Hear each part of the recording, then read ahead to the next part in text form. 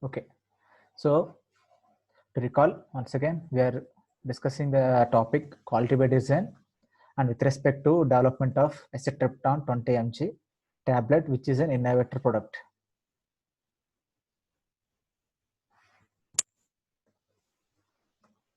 Okay, we give a quick glimpse what we are doing it.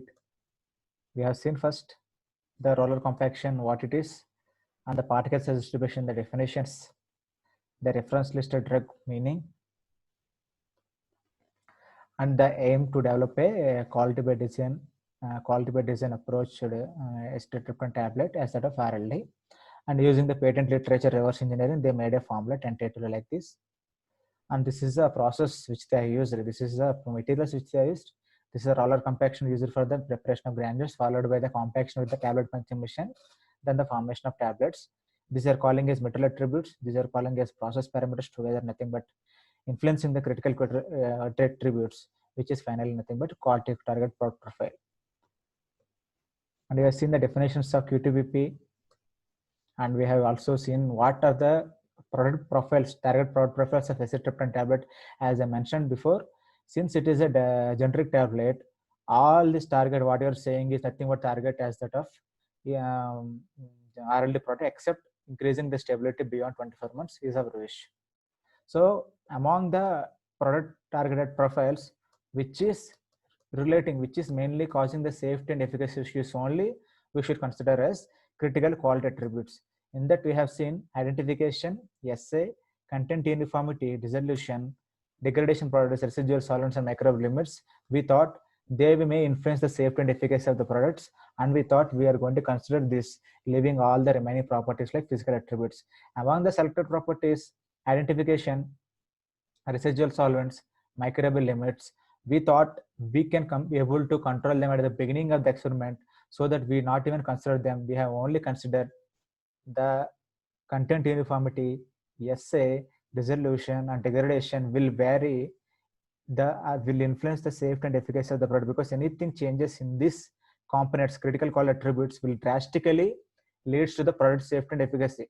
To give a glimpse back, content uniformity, if there is no proper distribution of 20 mg in all the tablets, if there is no proper assay, instead of 20 mg, 15 mg, or 25 mg, there is no dissolution within 30 minutes, 85%. There is a formation of more degradation products. All these things will cause either the safety problem or else efficacy problems. For easy understand, because the rest of the slides are only talking about these four critical quality attributes, I'm making a code called CAD or subject name: content uniformity, assay, degradation products, and dissolution. Right. Now the next step is, once CQS are finished, the next step is to identify the CMAs and CPPs which is related to this for CQS. So what are the material attributes and process parameters which is affecting the content uniformity, assay, dissolution, degradation products? Okay. So before discussing the material attributes, they are given here a small, gimmick what they made, before taking the material attributes. They have said that they have 3 lots of Acetreprton, lot number 2, 3, and 4, where D90, that means more than 90%, that is below at least 90% of the particles are in 20 micron for the lot 2, lot 3, and lot 45, right? So what they did is, they made a simple bioavailability studies. What they found is, this is the RLD product bioavailability, AUC 2095, and they found which one is near to this. Because the first step is, when it's coming to immediate release tablet, dissolution is very important.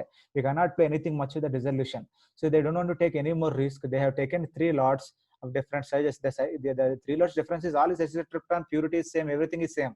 Only thing, the particle size of the Acetreprton in the bottle is differs. Here 20 micron, 30 micron, 45 micron. They found that 30 micron particle size is having this almost the bioequivalence or the same dissolution as that of RLD product. So what they did is, don't think that they have taken lot 3. They taken lot 2. You can see here. For the rest of the steps in the product development, particle distribution of lot 2, that is 20 microbial, has been selected. So you can ask me a question, sir, the lot 3 and lot, the lot 3 particle size AUC is similar to the RLD product, but why they have taken lot, say lot 3, why they have taken lot 2? Because lot 3 is equal to RLA product, there is no problem. But lot 2 is more advantageous than lot 3 because as the particles is decreases, there is more chances of more dissolution. See, the ultimate is not less than 80%. It's not like 80% exactly. Minimum 80% required for 30 minutes. And we know that as the particles is decreases, the solubility is going to be increased. The solubility increase, the resolution is going to be increased. So that is the reason they don't want to take any more risk. They taken lot 2, which is the particle size is lesser than lot 3, and also the AUC is more than lot 3 and also more than the reference list. So the AUC more is nothing but it is having more resolution that of respective products. So make any doubts, let me please ask at the end. You don't hide anything. You please make it clear. Hope you understand this what I am saying. The lot 2 and lot 3, they want more resolution than that of that. At least they don't want less than 80% resolution. So they don't want to take any risk. They have taken directly Citrypton lot 2. Remember, still I don't talk, talking about critical metal attributes. In industry, everything will not go like SOP, like a robots. There are so many things involved. R&D scientists are highly paid in industry because of this reason. There are so many things have to be done to make exact tablet. So before going to metal attributes itself, they're thinking this much. That means which size of the powder I have to take it. Right. Now, to begin with critical metal attributes, first they're going to talk about the drug acetryptan. So metal attributes are again 3 types: physical attributes, chemical attributes, and also biological attributes. Physical attributes nothing but physical chemical properties. You can now see, if you could remember the physical pharmaceutics micromatics chapter. Some noise, please mute the audio. Somebody's mic is not muted. Yes. If you could remember the physical pharmaceutic subject, there you have studied micromatics. There you studied the physicochemical properties of the drugs. The physical properties are particle size, particle shape, particle surface area, bulk density, trapper density, true density. There are so many things. These are all called as physical properties. These are called physical properties. Now, this is nothing but metal attributes. The physical property, the chemical property, or the biological property, all related to the metal attributes of the drug. So what they did is, they have said, they taken acetryptan form 3, that is polymorphism. Acetryptan will exhibit the polymorphism. Polymorphism means the drug having more than one crystalline structure. If you see, the solids has been classified into 3 types: crystalline, amorphous, and polymorphs. Crystalline drugs, you have, there are 7 crystal lattices like cubic, tetragonal, orthogonal. That means they have less solubility but more stability. Because just like that they will not dissolve. Whereas amorphous, like they don't have unit lattices, just like that they will dissolve. But most of the pharmaceutical products, they are using the drugs which are in crystalline form. You could observe 90% of the drugs, but they don't want amorphous, because even though the solubility is less, their stability is more, because ultimately we require stability. Amorphous form, just like that if you prepare a tablet, it will easily react with the excipients, it will form the byproducts. That is the reason. So that's why they've taken acetryptan form 3. They have clearly here. Polymorphic form of 3 is more stable form and has highest melting point. That is the reason they have taken the critical metal attributes of the acetryptan form 3. And similarly, they have taken particle size distribution of lot 2. This already we have discussed before. Why lot 2 they can? Because particle distribution of 20 micrometer, they have got very good resolution. That's why they have taken particle size distribution of lot 2 and physical form of form 3. Yes, somebody is asking question. Okay. Then melting point, which we have mentioned here, 168 degrees, there is nothing to deal with, anything to change here. Then aqueous solubility. So the aqueous solubility acetryptan is very low because it is basically a weak acid which is having very low solubility. So the solubility of acetryptan also has been taken as critical material attribute. Coming to the hygroscopy of acetryptan form 3 is basically a non-hygroscopic. So as the name itself, non-hygroscopic, there is no special attention is required because it is not going to observe any kind of humidity from the external environment. So they didn't consider it. Then come to the density. See, bulk density, taper density, true density, these are all we are measuring in the powders to only see about the flowability. So as per these values, they said acetryptan as such, it is having very poor flow. The flow function coefficient and the Harsner ratio is so and so, which indicate poor flow properties. The flow function is a poor flow property. So they have taken the true density, bulk density, the flow properties of this acetryptan. To give a glimpse once again, the particle size distribution, the form 3, the solubility, and the flow function characteristics of acetyltryptan has been considered as critical metal attributes. You see this, we'll look into the stable at the end of this metal attributes. Then come to the chemical properties. So acetyltryptan is a weak base and pK is a 9.2. Stress testing was carried out. Now we are talking about the chemical, physical, all finished, right? As a form or other properties like melting point, and we have seen. Now we are discussing about the chemical stability. What are the chemical reactions it's going to be? No, maybe it went when you store it. So stress testing was carried out on the acetyltryptan to study its impurity profiling. So basically, pharmaceutical analysis department, the AMPA projects are based upon the stress degradation studies. So what they will do is they will take some drug, novel drug, or a new drug which is came to the market for the 3-4 months, 3-4 years or whatever it is. What they will do is they will go for stress degradation studies and they'll find out at what kind of stress it is going to be degraded and how to prevent. I'll tell you an example. Take acetyltryptan. Acetyltryptan has been subjected to so many stress conditions like high acidic conditions, HCl, high basic conditions like sodium chloride, high oxidative conditions by using hydrogen peroxide, high UV light conditions because light photo stability, then heat are so many things. You can see the essay after subjecting, this is as per the ICH guidelines. This is not just like they have did, this is as per the ICH guidelines of stress studies. This is what exactly this pharmaceutical analysis people is going to do it. Now if they find out the essay is not changed for rest of the thing except 3 things. Oxidative degradation, you can see when we are giving more oxygen, 86.7% only can able to retain, rest of the thing is degraded. When you take UV light, once again 90.6, because you can see the acceptable ranges is 95 to 105. Everything is there except these 3: oxidative degradation, UV light, and dry heat. When you give more heat, then it is again once again 82.5%. So it indicates acetyltryptan is highly unstable for oxidation, for UV light, for heat. Am I right? So you can know, you can also suggest, for suppose UV light is the main factor for the degradation of acetyltryptan. What you can do is you can use amber color bottles. You can able to prevent it. Similarly, oxidation is the main concern, let us say. So what they will do is, what they'll suggest to the R&D team is, you can go for airtight containers. That is the main motto why there is a seal on the containers is oxygen will not enter inside, it will not going to be degraded. Then heat, what they can do is, look into this slide. Heat, UV, and oxide degradations are the main chemical attributes of the drug substance acetyltryptan, which is causing its stability. Now what they did is UV light and oxidative degradation can be minimized by using whatever the techniques. Whereas for the dry heat, what they did is beta granulation was included due to the potential thermal degradation of the drug substance during drying. If you could recall back the preparation of the tablets, what you done, you have prepared a granules, then you have dried it, right, for the evaporation of the moisture which you have added. But here what the pre-formulation study says, our acetyltryptan is heat sensitive. So you cannot go for wet granulation. That is what I said in the beginning. Why they went roller compaction is they want to divide of this wet granulation techniques which uses the moisture thereby heat. So that's why they went direct compaction, where the roller compaction will form the bands and they will convert it into the granules. Then they have directly compressed it. So that is how they have eliminated it. So all the chemical factors like dry heat, UV light, and oxidative things has been avoided. Then biological properties, there is nothing to do with, you cannot change in the drug biological properties, only physical and chemical properties or physical, chemical, metal attributes of the drug can be done. So now comes to the quality risk management, the third step. Now we have we have finished the critical quality attributes. We have found CAD is the critical quality attributes which is causing the safety and efficacy problems.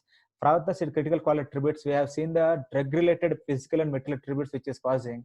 Now, whatever we have selected, the physical attributes and metal attributes, whether really it is going to influence or not. Quality risk management helps in identifying the extent of the selected critical metal attributes and critical process parameters on the CQS. So for that, there are tools like FAT or FRIT analysis or hazard analysis. But as I said in the class, you know, not a bothering of all these two. According to ICH QAD guidelines, it is important to know that it is neither always appropriate nor always necessary to use the formal risk assessments. That is like SOPs. Rather, using recognized tools or internal procedures or standard operating procedures. That means you can use the brain of the scientist to can find out whether the selected metal attributes is really causing or not. So how it is? A simple technique is by making a scale called low, which says that there is no much risk or acceptable risk. Medium risk is maybe it is risky. The selected metal attributes may be risky for the CAD. High risk is yes, definitely it will cause any of the quality attributes of CAD. So what you can see this table to summarize that the quality risk assessment tool has been used based upon the knowledge of the scientist. The selected metal attributes such as solid state form, particle size distribution, hygroscopicity, solubility, and all these things.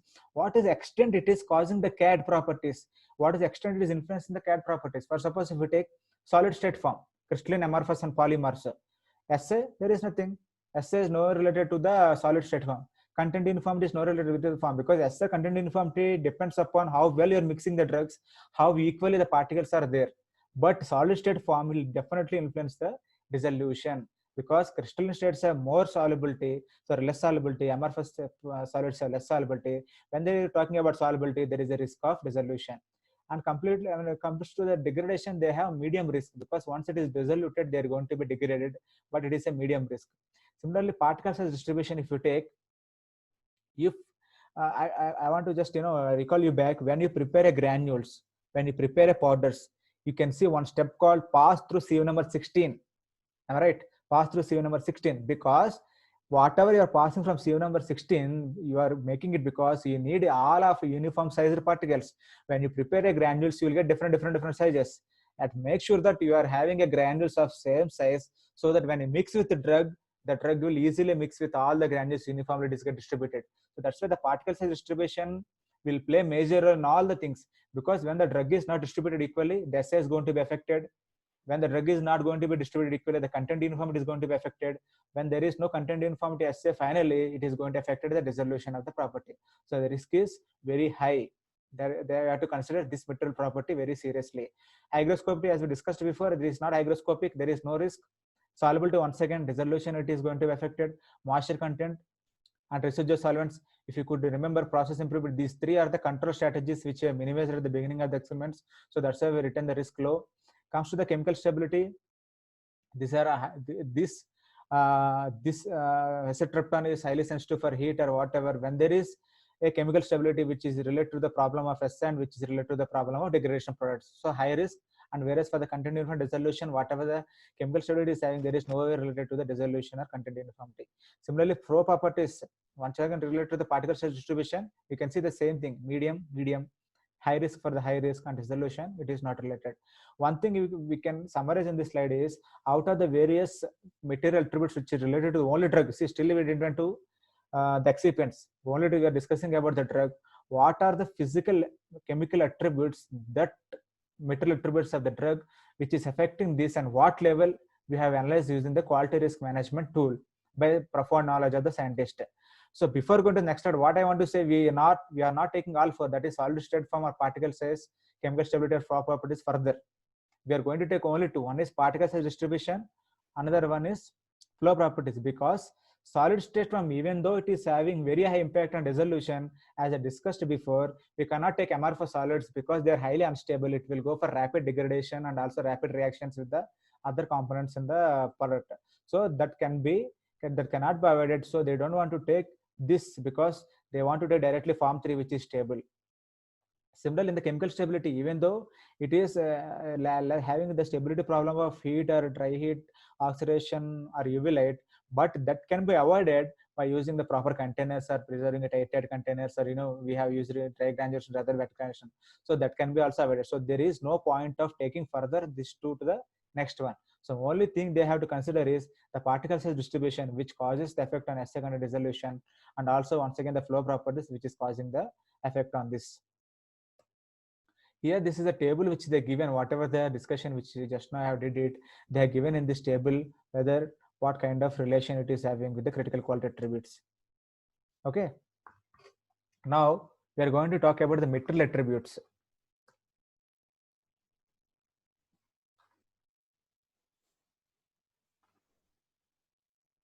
Yes. Yeah. You have taken the powder and you have put in the microscope and you have seen the sizes. Any powder, any drug which you are getting into the lab having some specific size, right? Take any powder and put it in the microscope. It may be amorphous solid, it may be crystalline solid. They have specific size. And in the physical pharmaceuticals, there is a derivation says as the particle size increases, the surface area is going to be increases. When the surface area increases, there is increase in the solubility, dissolution, bioavailability, all this principle. Right. Similarly, Yes, lot 2, lot 3, lot 4, the difference is size. Lot 2, the average size is 20 micrometer. Lot 3, the average size is 30 and 40. Right. So if you see there's a lot number increases, the size increases. As the size increases, now the solubility is going to be decreased for the acetyltryptan. So lot number 2, 20 micrometer, there is a least size, more solubility. Even the lot 3 and RLD product is matching the size. Sorry, the bioavailability, maybe the size is same. But if you take lot 2, it is still more better because it is having more dissolution than that of RLD product. Maybe it's not like heavily a few points difference. That is why they have taken the lot 2. Otherwise, they can blindly go for lot 3. Since there have an option for lot 2, they have taken it. Okay. Kalaivanan, your doubt is clear. Okay, sir. Yes, sir. Sir, in that same condition, how will the dissolution profile will be calculated? Yes, sir? Like sir. converting it to as a tablet and then dissolution, or? Yes, very good. Actually, this I want to say it. See, if you could remember the first slide, which I said a tentative formula they made, right? Yes, sir. Yes, using the formula, they have loaded these drugs and with different lots of drugs, and they have made it. They made sure that all the three batches, whatever the batches they prepared, it is disintegrating in the same time. That is the only thing they have considered. They don't want to bother about other material attributes because they want to see whether the drugs size is going to be having influence. What they did is all the tablets which they prepared, lot 2, lot 3, lot 4, including RD, was disintegrated at the same time. Only thing the difference is the dissolution they have observed it.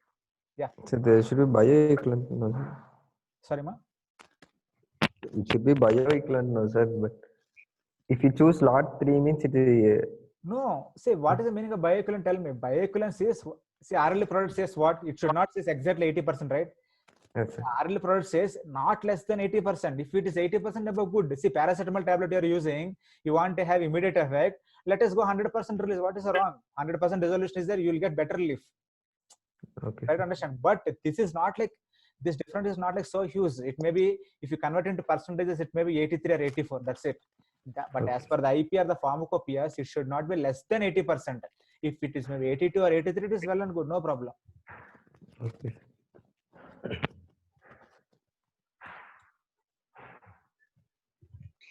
Any other questions with respect to material attributes? Yeah, I understand the material attributes.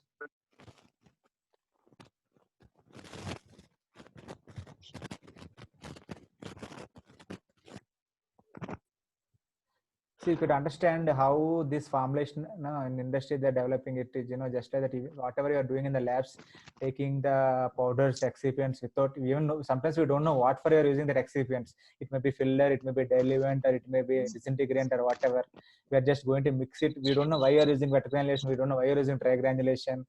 What is the size of the powder which you are using there really? But without knowing all these things, you're preparing a tablet and you're comparing with the market product. If I'm not wrong. But you see a company how much cautiously they're doing it step by step. They make sure that the product will not fail when they launch into the the US FDA market or India, whatever it is. They don't want to take any single risk. They will think in all the ways. That is called a reverse engineering. See, the Reddy's labs like that, what they'll do is, let us say they want to prepare some albendazole, some tablet in the market, which is an inert product. They'll take the tablet from the market. They'll crush into pieces. So they have very good chemistry departments. So they will take all the pieces and they'll see in the microscope what is the sizes of the particles are there and what is the concentration of the drug they have used. Now there are so many techniques, right? You can able to find assay. Like that, they are able to find what is the drug also inside, what is the excipients also inside. Based upon that, they will prepare some tentative formula. They will make so many trial and error batches. Then they will come to the market with the final product, which is bioequivalent. And preparing a bioequivalent product is not so easy. You can see the steps what you're discussing there. Like then many things will be there. It may take years together to get a good product which is bioequivalent to that of RLD. Okay. Okay, sir. Any other doubts? So I'm going very slowly, part by part, very neatly. Let us go like this instead of hurrying at a time. Step by step we'll discuss. You understand that, and it will definitely useful. And you're going to industry for sure. Maybe while clearing an R&D interview, which companies you are facing about, you can probably say that we know that we have studied clearly. Acetyltryptan itself, you can give the example. We know how the acetyltryptan has been developed using a quality by design approach. There is no problem in that. But whatever you have studied QBD, which you have seen my audiovisual presentation, now you can able to correlate with these slides easily. By that time, you may not understand many points. What is this QTVP? What is this UKS? Why they're saying like this? But when you're having a detailed example like acetrypton, it is now easy to write what are the stories required for the QTVP or CQS or whatever it is. Now that is the difference. See, everything in MPharm level now we should discuss in detail level, then only can able to understand. But again, once again, the syllabus is very consolidated. They will not give any detailed descriptions from the syllabus to describe. But this year, once again, PC is going to be change the syllabus. If they are going to change the syllabus from the CAD, I'm going to do this job. I'm going to put the acetrypton for this. Okay. Okay. Shall we leave?